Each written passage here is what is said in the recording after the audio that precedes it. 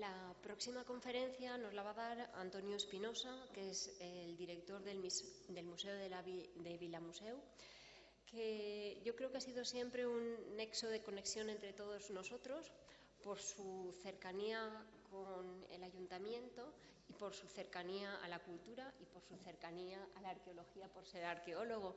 Entonces siempre ha entendido la visión de todos nosotros y siempre ha ido ahí arrastrándonos a todos para que nos implicáramos un poquito en este proyecto de otra manera. Y sobre todo porque él siempre, como director de museo, ha tenido esa visión que a veces a los investigadores nos cuesta, de que todo el patrimonio teníamos que tener una difusión y que tenía que tener un objetivo, que era poderlo transmitir a nuestros ciudadanos, a nuestros convecinos, a todo el mundo, tuvieran la educación que tuviera. Y ahora pues él nos va a presentar esta ponencia donde va a dejar patente todas esas visitas guiadas, todas esas cosas de inclusión del patrimonio en la sociedad. Tienes la palabra.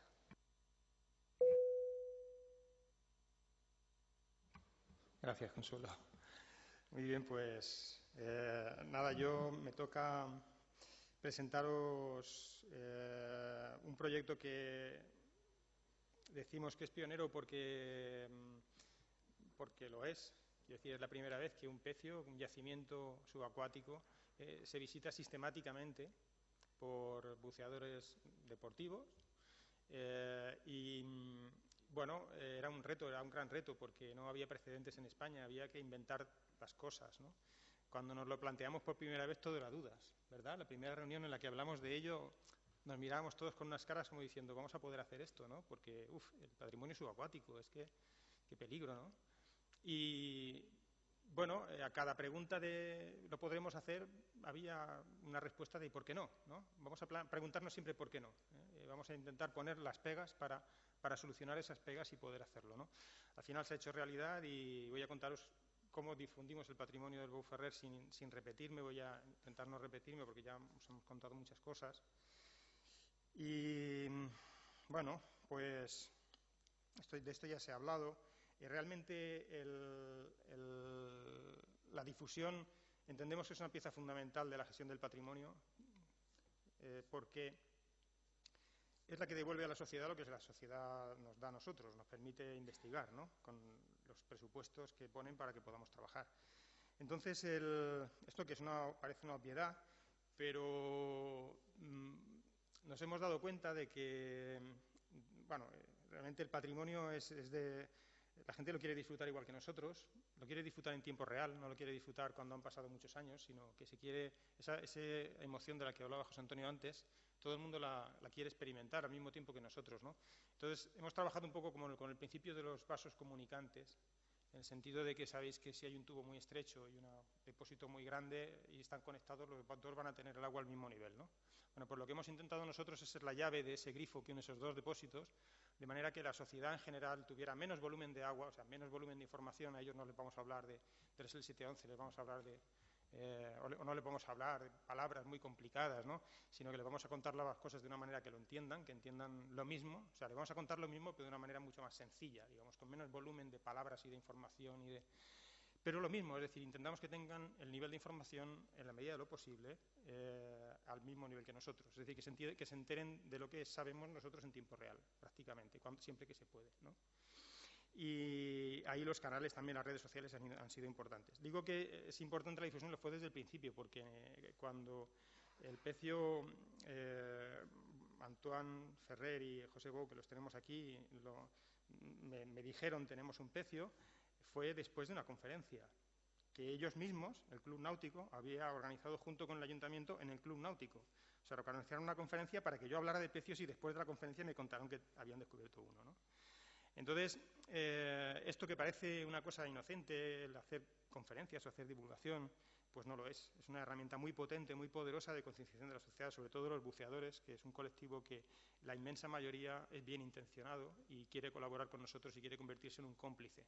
Y lo que de alguna manera hemos intentado con este proyecto es ganar cómplices para la causa, es decir, que entiendan las fragilidades, los valores, por qué un pecio es el mejor yacimiento que puede excavar un arqueólogo, Comentaba antes Carlos de Juan, es que, claro, creemos que sabemos muchas cosas, pero luego a veces encontramos un pecio y la contradice y nos da una información mucho más rica que la que teníamos. Claro, es que en arqueología romana los pecios han sido fundamentales, es decir, la datación de muchísimas de las piezas cuya datación conocemos ha venido gracias a los pecios, porque son cápsulas del tiempo en las que los productos que se iban a vender se acababan de producir días, semanas, meses antes. Y eso no pasa ni en las tumbas ni en casi ningún otro sitio.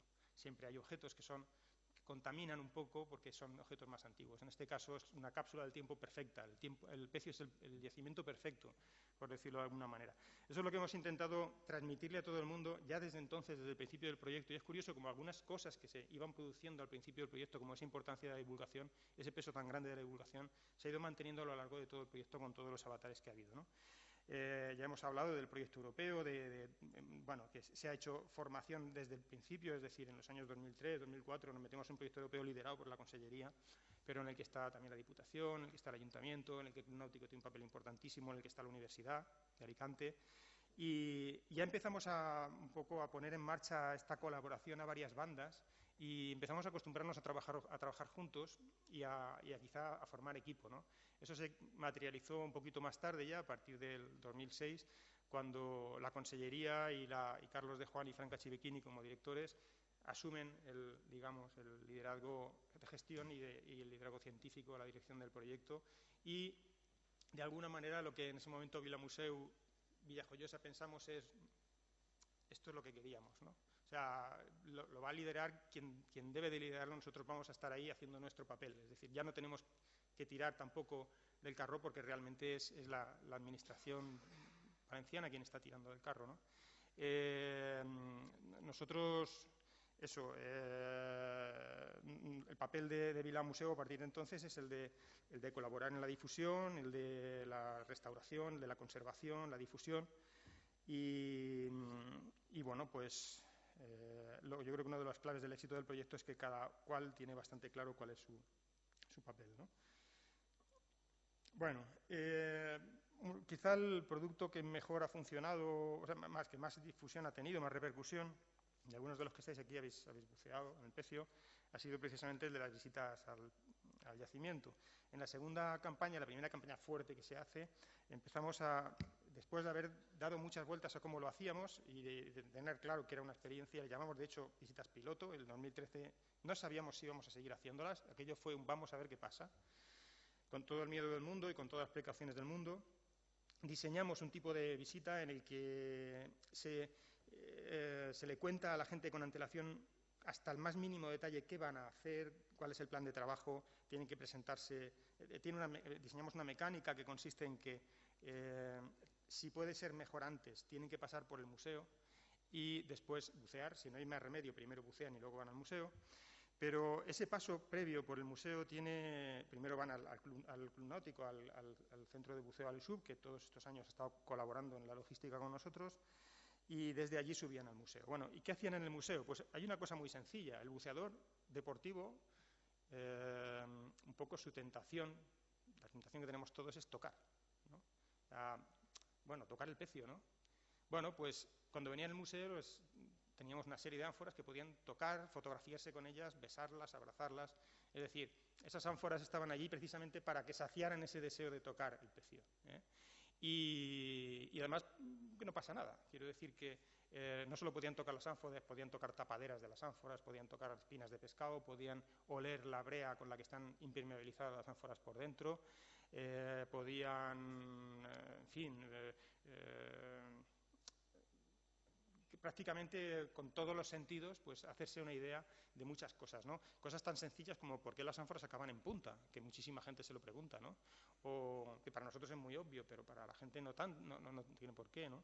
O por qué se hunde el Bou Ferrer tan cerca de Villajoyosa, por qué creemos que se hunde, o qué hacemos, qué vamos a hacer con el pecio, cosas que habéis preguntado hoy, ¿no? Pues se preguntan, ¿no? Y bueno, se ha producido también el fenómeno curioso incluso de que muchas veces muchos buceadores han repetido, o sea, han venido a lo mejor el año pasado y han vuelto y van a volver el año que viene porque quieren seguir el proceso de investigación, porque se sienten como parte del proyecto, es decir, lo viven, ¿no? Y para ellos es igual que para nosotros, pues es un descubrimiento, ¿no? Cada cosa que ponemos, pues la comparten, etcétera, ¿no?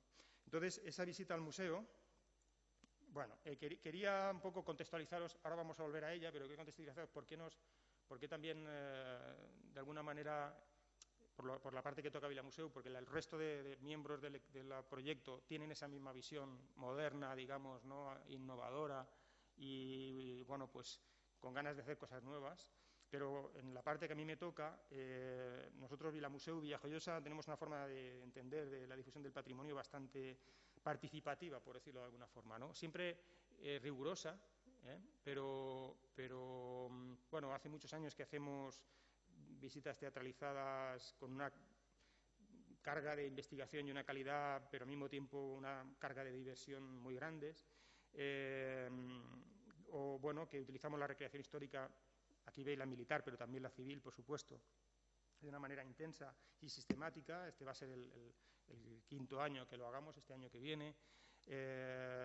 Bueno, somos ciudad romana, somos un municipio romano. Y bueno, esto es la primera piedra, la colocación de la primera piedra del museo. Pues no hicimos una colocación de la primera piedra normal. Fue, eso que veis ahí encima de la mesa es una réplica de la jarra de consagración de las termas municipales del Municipium romano de Alon, de Villajoyosa, que no son ni más ni menos que una jarrita con buitres volando, que es el símbolo de buen augurio de los romanos. Hicimos una réplica y en lugar de meter un animalito blanco sacrificado dentro, pues metimos un pendrive blanco. Precisamente este que lo he traído para que, bueno, un poco como una cosa simbólica, con deseos de gente que durante meses había estado, gente de todo el mundo que durante meses había puesto un deseo para el nuevo museo desde todos los rincones del mundo, ¿no? Hicimos una campaña pidiéndole a la gente un deseo para meterlo dentro de esa jarra y que se quedara ahí para toda la vida, ¿no? Bueno, pues ahí está la Asociación Hispania Romana haciendo la ceremonia de consagración del nuevo edificio, ¿no? Bueno, las visitas teatralizadas las hacemos desde hace muchos años y investigamos con ello, incluso las hacemos, esto que estáis viendo aquí es una visita inclusiva porque tenemos 3 o 4 pilares, ¿no? Uno de ellos es la participación social, la participación ciudadana. De hecho, tenemos un grupo de voluntarios de 40 personas, 30 y pico. Uno de ellos está aquí, Paco Macía. Y bueno, pues Paco Macía es una pieza importantísima en el proyecto, porque él no es arqueólogo, pero él ha vaciado y cribado docenas de ánforas del Pecio. Y eso es un trabajo tremendo, muchas veces en invierno, con frío, porque tenía que acabar de vaciar las ánforas y cribarlas para que Gael Piqué se las pudiera llevar a investigar el contenido. Y eso, él y otros voluntarios que no están aquí, pero es una parte tan fundamental del proyecto como cualquier otra y es un trabajo que nosotros no podíamos hacer con los medios que teníamos. Esa es la realidad de un proyecto de estas cosas. La colaboración del voluntariado para nosotros es fundamental. Ellos son parte del museo, se sienten parte del museo. En el museo no somos nosotros, pero ellos también. Y por eso quería verbalizarlo, decirlo, ¿no? Otro de los pilares es la accesibilidad e inclusión social. Nosotros desde hace casi 25 años venimos por sistema aplicando todo lo que hacemos, los principios de accesibilidad e inclusión, todo lo posible, a todo, cualquier cosa que hacemos, desde la recreación histórica hasta una musealización de un monumento, hasta el nuevo museo que se ha diseñado con criterios de accesibilidad universal bastante grandes, ¿no? En este caso, estas visitas teatralizadas que estáis viendo se hacen con personas con discapacidad mental que participan ellos son actores dentro de las visitas teatralizadas también, se le avisa al público de que eso va a ser así y eso funciona muy bien. Ellos también se sienten parte del museo y están deseando hacer cosas con nosotros. No es que me esté saliendo del tema, es que de aquí va a venir luego también el que cuando se están haciendo las visitas también insistamos nosotros mucho en vamos a intentar hacerlas accesibles, ¿no? Hoy no ha podido estar con nosotros, bueno, la habéis visto antes en una imagen, a Elena Prous, una persona con tetraplegia que ha buceado en el Pecio, pero no ha sido la única, ha habido otras personas con discapacidad que también han podido bucear, ¿no? Entonces, incluso el empresariado local que tiene que ver con el patrimonio cultural, pues también está en esta misma onda y está trabajando mucho por cuestiones de visitas al patrimonio. Esta es la Torre de Sant Josep, es un monumento funerario que acabamos de restaurar, lo acaba de restaurar la Consellería con la colaboración del Ayuntamiento también, y les tengo que dar las gracias mucho, porque es la torre funeraria, una de las 3 bien conservadas de Hispania y la mayor de ellas, ¿no? Y bueno, pues ahora está acabada de restaurar y dentro de poco va a ser visitable por el público. Pues tenemos esa tradición de permitir que la gente toque ciertos objetos con ciertas condiciones, no cualquier objeto. Todo eso lo hemos pasado, esa experiencia que ya teníamos, la hemos pasado al Bouferrer. En este caso, en el Museo de la Universidad de Alicante, tenemos una sala permanente pequeña dedicada a Vilamuseu. Es una especie de pequeña embajada que tenemos allí, junto al Museo de la Alcudia. Esta es la directora del museo la anterior directora del Centro de Recursos Educativos de la ONCE de Alicante, Cristina, y allí había un apartado dedicado a las ánforas, dedicado al Bouferrer. Precisamente lo que estáis viendo es que está tocando, está oliendo, está reconociendo a través del olfato, del tacto, muchas cosas que están en el pecio y que, ¿por qué no?, lo va a poder hacer, ¿no? O sea, muchas veces somos demasiado conservadores con piezas que no es tan... es decir, se puede permitir que se toquen, ¿no? Esto nos ha llevado, por ejemplo, eso, a publicar un manual de accesibilidad, ¿no? Pero estas fotografías sí que... Hablaba José Antonio Moya de fotografías, pues yo voy a poner una que para mí es muy importante. Este es el director del proyecto museográfico y el director del proyecto arquitectónico, reunidos para diseñar la obra conjuntamente e intentar que sea lo más accesible posible, ¿no? Bueno, pues todo eso se aprovecha, toda esa experiencia que tenemos, intentamos aportarla y aprovecharla en las visitas al Pecio, en la que es importante también cómo los buceadores ven, por ejemplo, sienten esa presencia de la Guardia Civil. Es decir, varios de los grupos que pudieron bucear en el yacimiento pudieron comprobar cómo la Guardia Civil estaba por allí y se estaba interesando con nuestras actividades, incluso participaba en la inmersión, ¿no? O sea que, de alguna manera, era patente que había una vigilancia en el Pecio importante y que nos estábamos tomando muy en serio la protección del yacimiento, ¿no? Bueno, una de las cosas que les contamos a la gente allí es precisamente el por qué el Pecio está cerca de Villajoyosa. No lo sabemos muy bien, pero es posible que seguramente la deriva le llevara a esa zona, porque los barcos que tienen algún problema en la zona de Ibiza, generalmente al sur de Ibiza, acaban en esta zona. Pero hay que tener en cuenta que el puerto de Villajoyosa es un puerto histórico importante. En 1860 tenía la segunda matrícula naval de España, o sea, era el segundo puerto de España que más barcos fabricaba. En la Edad Media se fabricaban las galeras del Reino de Valencia, del Rey, se fabricaban en Villajoyosa. Se llegó a fabricar una, la nau Rosa Santa Ana, un barco inmenso con el que se conquistó el Reino de Nápoles y se fabricó en Villajoyosa, ¿no? Así que la tradición de fabricación naval y de reparación naval, todavía existen unos astilleros que reparan barcos, seguramente en época romana ya existe, porque hemos encontrado testimonios en diferentes villas de objetos que tienen que ver con la fabricación de velas y con la fabricación de señales marítimas, etcétera. O sea que creemos que la industria, o una de las industrias principales de la Alon romana, es precisamente las industrias navales y auxiliares de la navegación. Con lo cual es posible que ese barco no solo cayera allí por casualidad, sino que buscara llegar a la playa de Alon para varar allí y arreglar el barco. Seguramente el contenido del barco valía más que el propio barco. Lo que estaban intentando salvar era el cargamento, ¿no? Pero es posible que ese barco intentara salvarse llegando al único sitio en muchas millas a la redonda en el que podían reparar una nave de este tipo, ¿no?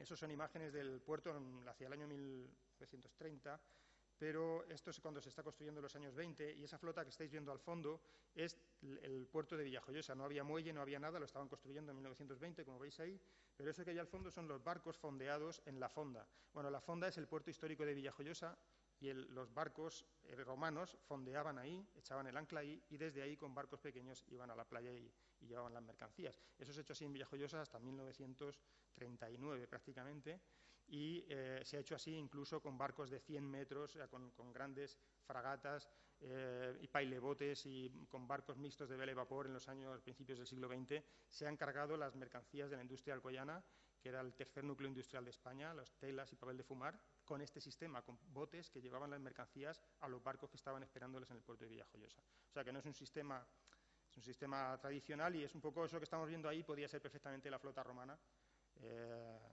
una flota romana o un barco romano fondeado, porque llevaban haciéndolo así desde hacía 2000 años, hasta el momento en el que se toman estas fotos. Bueno, una vez que se ha hecho la visita al Pecio, ahora veréis alguna imagen más. Bueno, vamos a la visita a Vilamuseu. Voy primero a ver unas... Bueno, hay muchas aquí. Bueno, después de hacer la visita al museo, ahora volveremos un poquito atrás, se llega al puerto, y allí normalmente Carlos de Juan, o José Antonio Moya, o algún otro miembro del proyecto, les hacen un briefing en el que les explican qué es lo que van a ver, qué precauciones tienen que tener, cómo se tienen que mover debajo del agua, por dónde tienen que bajar y por dónde tienen que subir, cuánto va a durar la inmersión. Bueno, todo ese tipo de dudas, de cosas. También es importante ahí la colaboración, la ayuda del Centro de Buceo Alisub, que son muy profesionales también y nos ayudaban un poco a remarcar todos esos mensajes y a controlar también todo esto. Son fotos interesantes porque fijaros, Carlos explicándole a todo un barco lo que van a ver, ¿no? A toda una Zodiac, y la cara de la gente, un poco de expectativa, luego veréis la cara cuando salen, ¿no? En una pizarra pues se les explica cómo es el yacimiento, en fin, cómo se van a orientar debajo del agua, etcétera, ¿no? Generalmente muchas veces vienen en grupo, vienen a veces pues todos de Madrid, han venido gente de varios países, de muchos países, han venido gente de muchas zonas de España, muchos de Madrid, muchos clubes de buceo de aquí también. Y bueno, siempre pues estas fotos de grupo que, en este caso que estamos Carlos y yo, pues fotos que ellos mismos podían subir a las redes sociales y que luego acabamos compartiendo. Las primeras campañas no les dejábamos hacer vídeo, solo les dejábamos hacer fotos, pero al final, en la última campaña, decidimos que les dejábamos hacer vídeo con la condición por escrito, todo esto lo firmaban en un papel en el que se comprometían a no utilizarlas con fines comerciales, etcétera, ¿no? O fines profesionales, sino simplemente para subirlo a sus propias. Porque al final, como bien decía José Antonio, las técnicas evolucionan y una persona que va con una cámara de fotos ya no sabe si es de fotos o de vídeo, porque ahora mismo todos no sabe si está haciendo foto o vídeo con esa cámara, ¿no? Así que, bueno, al final decidimos que esta última campaña que sí que podían hacer vídeo también. Pero todo esto hemos tenido que ir pensándolo y decidiéndolo, ¿no? Intentando no dar pasos en falso, dar pasos como muy poco a poco y de una manera como con cuidado para no equivocarnos y luego no poder corregir, ¿no? Preferíamos ser conservadores a equivocarnos. Allí iban hasta la zona donde estaba la boya de señalización, bajaban en grupos de 5, acompañados por un arqueólogo, y estaban en el fondo aproximadamente unos 20 minutos. Y bueno, pues este es Carlos ahí con el sargento mayor Tony de los GEAS, explicándole, bueno, pues la Guardia Civil siempre era frecuente que estuviera por allí, era una cosa interesante, ¿no? Vuelvo al museo. Cuando la inmersión se había hecho antes de la visita al museo y si se hacía una encuesta en el museo y si no se hacía abajo, en el club de buceo, en cualquier caso siempre le llevaban una encuesta y en esa encuesta se le preguntaba una serie de cosas, ¿no? Se les preguntaba, por ejemplo, si habíamos preparado bien la visita, si les habíamos dado suficiente información, o si creen que algo se podría mejorar o que se podría añadir, o si había durado mucho, si había sido corta, qué es lo que más le había gustado, qué es lo que menos les había gustado. Intentábamos forzar las respuestas negativas, intentábamos que nos contestaran algo que no les gustaba, porque si no es autobombo, al final no sirve para nada. Entonces siempre intentamos forzar comentarios negativos, comentarios que apenas había, lo cual era una confirmación de que las cosas se estaban haciendo bien. Esto es en el museo, al final de la visita, una de las cosas que se hace es enseñarles brevemente pues el Basa, el Mary Rose, las naves de Nemi, es decir, una serie de hitos en la historia de la conservación de barcos hundidos, y al final el Boufferrer, y provocábamos la pregunta, ¿y ahora qué, no? ¿Y ahora qué vamos a hacer? ¿Qué se está haciendo ahora en el patrimonio cultural subacuático? Para que entiendan la visión del arqueólogo, por qué a lo mejor no vamos a sacar el yacimiento, ¿no? Porque muchas veces sacarlo, ¿no? Un poco este excerencio del Club Alisub, pues remarcando esos mensajes que daban pues Carlos o José Antonio en el club. Y estas son las caras cuando salen, ¿eh? O sea, lo dicen todo. O sea, normalmente llegaban con un subidón tremendo, ¿no? Porque, claro, es que el Boufferrer es mucho Boufferrer, ¿no? Pero, bueno, es curioso. Bueno, ha habido cosas que les llamaban mucho la atención, por ejemplo, en las fotografías, como la jaula con las ánforas, ¿no? Y eso nos ha dado mucho que pensar este año.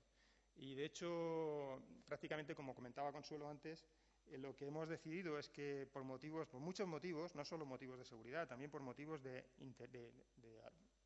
atractivo, de lo que la gente va a ver, vamos a trasladar las visitas solo al momento en el que estamos excavando, para que la gente vea el yacimiento limpio, para que vea el yacimiento cuando se está trabajando, porque eso es tan interesante, el cómo lo están haciendo, que el qué han hecho, ¿no? Y ese yacimiento en el fondo es el yacimiento vivo. Así que el ver la jaula pues, llena de ánforas, el 80% de las fotos que luego se subían a internet era la jaula con las ánforas y la gente haciéndose como un selfie con la jaula con las ánforas, ¿no? Les explicábamos, por ejemplo, pues eso, que el ánfora es como un tetrabric, cómo la impermeabilizaban, qué hacían con el ánfora cuando llegaba a puerto, cómo la reciclaban, o cómo sabemos el contenido que tenía, o cómo diferenciamos una ánfora de vino de una de salsa de pescado, ¿no? Cosas así como muy básicas para nosotros, pero que para ellos era un mundo, ¿no?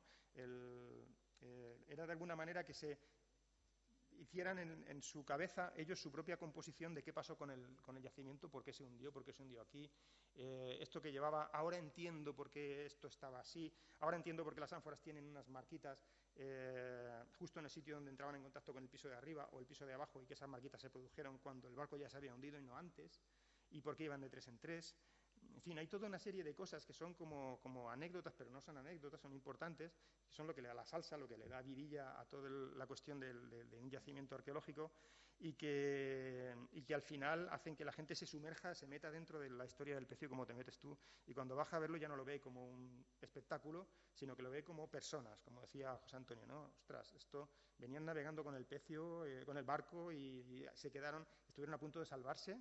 Después de navegar a lo mejor 100 kilómetros, porque esos barcos navegaban a 50 o 70 millas de la costa, cuando les quedaba una milla se hunden, ¿no? Lo cual para ellos fue una tragedia horrorosa y para nosotros una suerte inmensa, porque claro, se han hundido a una profundidad buena, ¿no? El resto están a 700 metros, como dice Carlos, ¿no? De profundidad.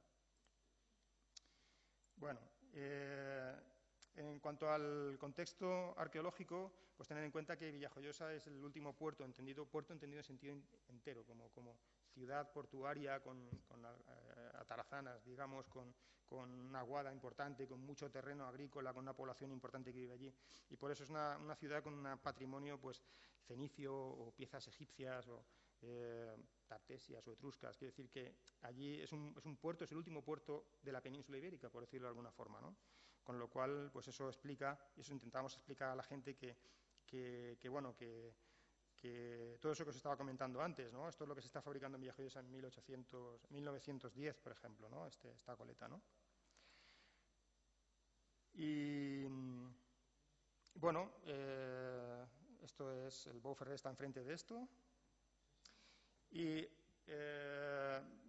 bueno, como prácticamente, yo no sé por qué esto se ha puesto así en marcha el solo, como gran parte del patrimonio de Villajoyosa tiene que ver con el mar. Esta casa, por ejemplo, la Casa Museo La Barbera de Saragonés, que es un palacete del siglo XIX, básicamente, con un patrimonio dentro maravilloso. Esa torreta que veis ahí sirve para avisar, para pasar la señal en caso de ataques corsarios y más adelante para los bandoleros, pero fundamentalmente se construyó en el siglo XVIII para avisar de los peligros corsarios. O sea que el patrimonio de Villajoyosa marítimo no solamente es el Bou Ferrer, el que vaya a ver las visitas al pecio, tiene mucho más patrimonio marítimo y náutico para ver, o patrimonio que tiene que ver directamente con el mar, con sus peligros y con sus ventajas, como estas torres vigía de costa, por ejemplo, ¿no? O esta otra, o esas piezas egipcias que os decía que llegan, o piezas, en fin, hay un colador etrusco, ¿no? Sin ir más lejos. Una ciudad romana que es un municipium, es Vespasiano el que lo eleva a la categoría de municipium y en el que, pues eso, tenemos una población muy grande que se beneficia de la caída, del abandono de Lucentum. Lucentum se abandona hacia el año 75 después de Cristo, empezamos a ver señales de abandono. En el año 75 después de Cristo le dan la categoría de ciudad a Villajoyosa y 10 años después están construyendo esto que veis aquí, que es nada más que la mitad de las termas municipales de Alon, ¿no? Es decir, un bicho bastante grande, unas termas bastante grandes, muy grandes, y empiezan a monumentar la ciudad y empieza la ciudad a estar en pleno auge. Es decir, cuando el Bou Ferrer se hunde, Alon está en plena efervescencia. Están a punto de darle, o se le acaban de dar, la categoría de municipium. O sea, está en el mapa de las ciudades romanas. Tiene una potencia, digamos, va en alza, una potencia en alza, digamos, en la región, mientras que alguna ciudad cercana como Lucentum está languideciendo, ¿no? Bueno, ha habido muchas maneras lo ha comentado Consuelo, pues desde la exposición en la Universidad de Alicante. Esta exposición nos permitió muchas cosas. Por ejemplo, nos permitió organizar unas jornadas en las que le explicamos a la gente la exposición también, o por ejemplo, nos permitió coger a la Guardia Civil, a los GEAS, a todos los GEAS, y llevarlos un día a ver la exposición. Y entonces les explicamos qué era lo que estaban protegiendo. O sea, estáis protegiendo esto. No es que bajéis y estéis protegiendo unas ánforas y ya está. Les explicamos hasta la esencia del yacimiento, o sea, para que entendieran, igual que las personas que visitaban el pecio, entendieran cada pieza, cada cosa, ¿no? El valor que tenía y la fragilidad que tenía. De manera que cuando salieron de la visita, pues un poco nos decían, oye, así da gusto protegerlo, ¿no? O sea, y ahora ya sabemos por qué es tan importante, cuál es el valor que tiene y por qué lo tenemos que proteger. Así que montar esas exposiciones itinerantes, ya ha estado también en el Club Náutico, y se va moviendo un poco esa exposición, pues intentar trabajar en la medida de lo posible con recursos táctiles para personas ciegas o con recursos olfativos. A ver si ahora no pasa. Bueno, esta es la torre recién restaurada, dentro de poquito, si veis, la podréis ver entera. Esta foto de Elena Prous fue... ella, ya digo que ha estado a punto de estar aquí con nosotros, al final no ha podido, pero para nosotros fue un poco el inicio. Ella tiene un blog, se llama También Debajo del Agua, es una activista de la accesibilidad, y la llamamos, le dijimos, oye, ¿quieres bucear? Pues sabemos que buceabas, tenía un blog de buceo, es una persona muy conocida en los foros de accesibilidad, y bueno, tuvimos la suerte de compartir con ella pues una jornada, y también se ha convertido en una fan del pecio, ¿no? Y a partir de ahí, a partir de esta experiencia, que era difícil porque era una persona con tetraplegia, digamos que hemos seguido trabajando en ello, hasta el punto de que el club de buceo está pensando especializarse en buceo adaptado y comprarse una Zodiac especial para buceo adaptado. Y están presionando también al ayuntamiento y al puerto para que las instituciones, el club náutico, la zona del puerto, se adapte para que la gente pueda llegar hasta el club de buceo. Es decir, que de alguna manera estamos todos ahí en la misma, ¿no? Al final se crean corrientes que se han empezado con cosas como esta, ¿no? Así que, bueno, pues estas imágenes son para nosotros muy importantes. Y luego también hemos montado dentro del museo, en un espacio que será parte de la exposición permanente dentro de unos años, pero que ahora todavía no, hemos montado lo que llamamos el taller de Bou Ferrer y la navegación antigua. No solo es del Bou Ferrer, allí vamos a montar también una senda de hilar cáñamo. En el siglo XIX, incluso a principios del XX, en Villajoyosa se producían 2/3 de todas las redes y aparejos de navegación de cordelería naval de España, se producían allí. Todavía tenemos una fábrica de cordelería naval. Y bueno, pues vamos a montar ahí una senda para que el último, digamos, redero que queda, que sabe hacer todos los tipos de cabo, pues nos los haga, los filmemos con todo el vocabulario, etcétera, ¿no? Pero también vamos a desarrollar todo tipo de actividades aquí con todo el voluntariado marítimo que tenemos, que son bastantes personas, desde maquetistas a gente que se pasó toda su vida, como Paco Martínez, trabajando desde los 12 años en motonería naval, se dedicaba a fabricar timones, velas, o sea, timones, remos, etcétera. Bueno, pues esta persona los ha fabricado, los hemos filmado y los también vamos a trabajarlos ahí en ese taller, ¿no? Es decir, que ahí vamos a trabajar con todas esas industrias de la construcción naval. Estamos ahora trabajando muy intensamente para recuperar todo eso, pues son personas muy mayores. Bueno, en ese espacio es donde la gente, en años anteriores lo hacían en el Museo Antiguo, que tenía más encanto, pero era aquello como muy caótico, era un sótano, y ahora tenemos mejores medios para que la gente pues pueda ver un poquito, hacerse la idea. Estas son fotos que ellos mismos han subido a las redes sociales, ¿no? Y luego también el nuevo museo, la ventaja que tenemos es que empezamos a dotarnos de unas infraestructuras mejores, ¿no? Ahora mismo tenemos un laboratorio de restauración subacuática con un equipo de ósmosis inversa, es decir, fabricamos gran caudal de agua destilada. Somos capaces de desalar las ánforas, acabando con la desalación con agua desmineralizada, con grandes cantidades de litros de agua, y entonces podemos producir toda la que necesitamos. Tenemos toda una serie veis aquí, como de contenedores en los cuales se pueden desalar hasta 3 ánforas a la vez. Tenemos una capacidad para desalar más de 200 ánforas a la vez. Podríamos tenerla en el espacio que tenemos, un espacio totalmente aislado de humedades, etcétera, y que, bueno, pues está preparado para dar servicio precisamente a esto. Es decir, Vilamuseu se ha dotado de medios para poder dar servicio con garantías, con calidad, al tener el depósito de todo un pecio, ¿no? Es decir, está a la altura de lo que la Generalitat espera, ¿no? Incluso hemos trasladado una de las 2 jaulas para que mientras no la usamos la gente pues vea dónde se suben las ánforas. Y bueno, ahí tenéis, por ejemplo, pues un trozo de hormigón romano. El hormigón romano muchas veces se fabricaba con trozos de ánfora, ¿no?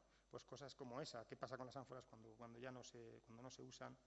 Aquí tenemos a Pepe Lloret, que es voluntario del museo, está por ahí también, que en alguna de las visitas, cuando no hemos podido, algunos de los demás, por cualquier motivo, pues él también se ofrecía a hacerla. Y el utilizar los sentidos, el poder manipularlo todo y incluso plantearles las hipótesis, es decir, no un poco en plan de la museología crítica, ¿no? Es decir, qué sabemos y qué no sabemos. Hay cosas que no sabemos, tenemos hipótesis, creemos esto o lo otro. Si vuelves el año que viene, a lo mejor tenemos la respuesta, ¿no? Pues el plantearles a la gente quién es el emperador del Pecio. ¿Es Claudio, Nerón? ¿Por qué no puede ser Calígula? Prácticamente ya lo tenemos ahí, Calígula descalificado. ¿Por qué? Pues tenemos una serie de piezas ahí que lo explican, ¿no? Entonces, bueno, pues estas ya las habéis visto. Bueno, y últimamente estamos empezando a trabajar con el Hugo Ferrer también con niños, en visitas piloto, porque el museo todavía no está abierto, todo lo que estamos haciendo es un poco en plan piloto, porque la idea es que ya se vayan convirtiendo en cómplices desde pequeñitos. Muchos de ellos acabarán siendo buceadores, o algunos de ellos, y lo que queremos es que empiecen a ser cómplices nuestros pues desde ya, ¿no? Ese es el equipo de Osmosis Inversa y este es Juan Antonio, otro de los voluntarios que se ha dado una auténtica paliza estos años, en invierno y en verano. Ahora nos hemos dotado con una pequeña grúa de hasta 3.000 kilos que nos permite mover las ánforas con bastante comodidad, pero estas ánforas de 70 kilos de peso cuando estaban llenas las hemos movido con estas manos. Y no era fácil sacarlas, meterlas de las piscinas, era complicado. Ahora ya poco a poco nos vamos dotando de medios para hacerlo cada vez mejor, ¿no? Lo que comentaba de la discapacidad, pues siempre procuramos trabajar con instituciones, con grupos, y es un público muy habitual y muy normal en el museo, ¿no? Y les tenéis ahí tocando las ánforas. Bueno, y esta es para acabar, es curioso cómo la visita al museo muchas veces la han hecho Carlos, la ha hecho José Antonio, no la he hecho yo solo, ni la ha hecho la gente del museo, ellos también la han hecho, y las visitas guiadas al Pecio básicamente es por el trabajo que han hecho ellos. Nosotros hacemos un trabajo más sencillo, que era explicar las cosas en el museo. El trabajo duro y complicado lo hacían ellos, ¿eh? Y hay que decir que muchas veces también hacían la visita al museo, la hacían ellos la visita al museo. Es decir, que primero hacían la del museo y después hacían la otra. Con lo cual esto es un mérito colectivo, ¿no? Es curioso cómo en las encuestas que les hicimos, estos son puntuaciones de 0 a 10, en la encuesta de las visitas piloto, la visita a Vilamuseu salió incluso con una nota más alta. Son notas muy altas en general, pero incluso más alta que la propia visita al Pecio. Y no lo entendíamos, porque claro, decíamos, si el Pecio es una maravilla, ¿cómo es posible que a la gente le gusta más las explicaciones que les hemos dado en el museo que ver el Pecio? Bueno, pues porque se produce un fenómeno curioso, y es que cuando la gente, un científico, un miembro del proyecto, pierde una parte de su tiempo en explicarles en persona el proyecto, para la gente eso es magia, se produce magia. A la gente eso es lo más que les puede pasar, que alguien del proyecto esté allí con ellos contándoles el trabajo y las dudas, dejándoles tocar las piezas, casi como un arqueólogo más. Entonces esa magia es un poco la que yo creo que hace que la gente se contagie y que al final pues la visita al museo, me comentaba antes uno de las personas que buceó en el Pecio, me decía, es que lo entendíamos todo, o sea, cuando bajábamos abajo ya no era ver ánforas, nos imaginábamos todo aquello, ¿no? Cómo iban puestas cuando no estaban tumbadas, cómo iban puestas. Y claro, tenía mucho más valor porque lo entendíamos, ¿no? Ese era un poco el objetivo de las visitas. Hemos trabajado con campos de trabajo, etcétera, y todo esto ya lo habéis visto por los medios de difusión, ya os los han puesto todos, y seguramente me dejo 1000 cosas, pero un poco la idea es esa, el seguir ofreciendo con normalidad las visitas a todas las personas, independientemente de sus capacidades y en la medida de nuestras posibilidades, abrirlo a todo tipo de públicos, el seguir trabajando con las visitas, pero mejorar la visita en el sentido de la seguridad y también eso es una cosa que llevamos muy a rajatabla, es decir, para que la gente bucee le pedimos un número mínimo de inmersiones, una experiencia mínima, entre otras cosas porque tienen que ser capaces de bucear cabeza abajo, porque si buceas, en el momento que bajes las aletas, levantas todo el fango y ya nadie va a ver nada. Entonces, y aparte que puedes estropear el Pecio. Entonces, tienen que ser capaces de bucear cabeza abajo, y eso no se hace cuando uno es novato, eso tardas bastantes inmersiones en conseguirlo. Por otro lado, el estar tan controlada la inmersión y luego el tema de pedirles una experiencia, también lo que hace es que la seguridad sea muy alta en las visitas, ¿no? Intentamos siempre que poner por encima de todo eso, ¿no?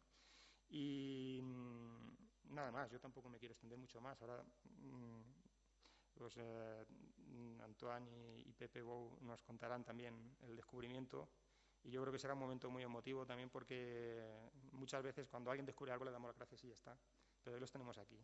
Gracias.